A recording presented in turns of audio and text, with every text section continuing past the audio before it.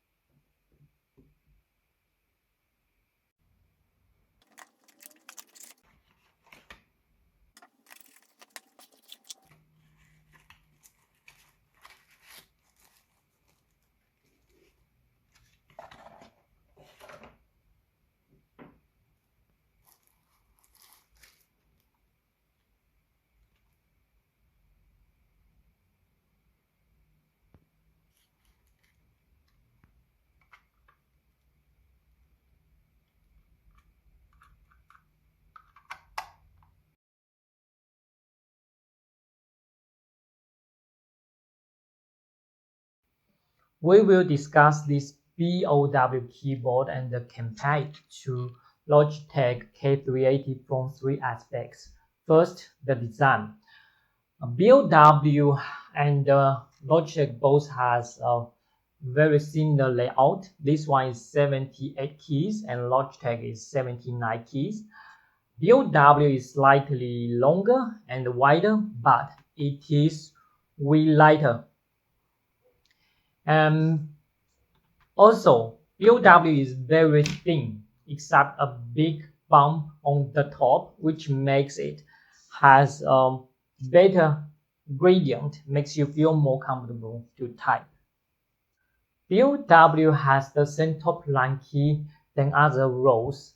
They have concave surfaces, as you can see here, while Logitech's top row keys are a little bit smaller than others, and it also has one more keys on the top row.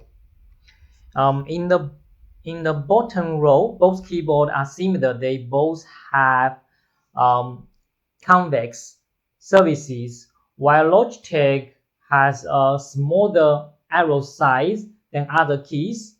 At least BOW keeps the left and the right keys with a standard size.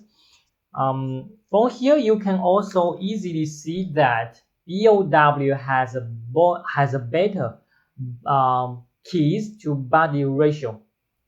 Talking about the keys themselves, BOW has larger keys, and they also have a larger elasticity.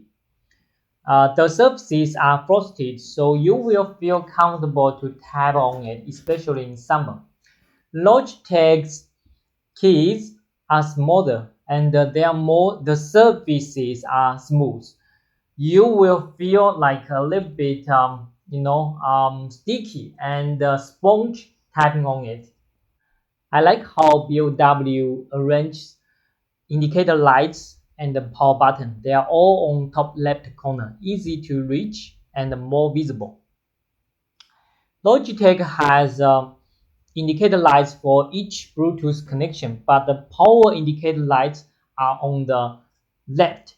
So you have to lift and rotate to see the indicator lights for power, or you have to tilt your head to see it. Second, the function. Both keyboards can connect up to 3 different Bluetooth devices. For the F and key function, I prefer BOW's setup because it has media, volume, and the brightness controls. They are more common.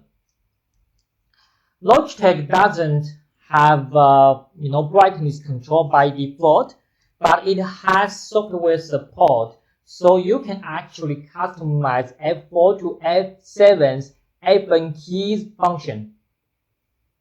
And other than that, you can switch the by default function of this F1 to F12. It's by default F1 to F12 or the other way around. The last is that Logitech works with Logitech Flow, and if you have no idea what's Logitech Flow, check out my video. Finally, conclusion and my opinion.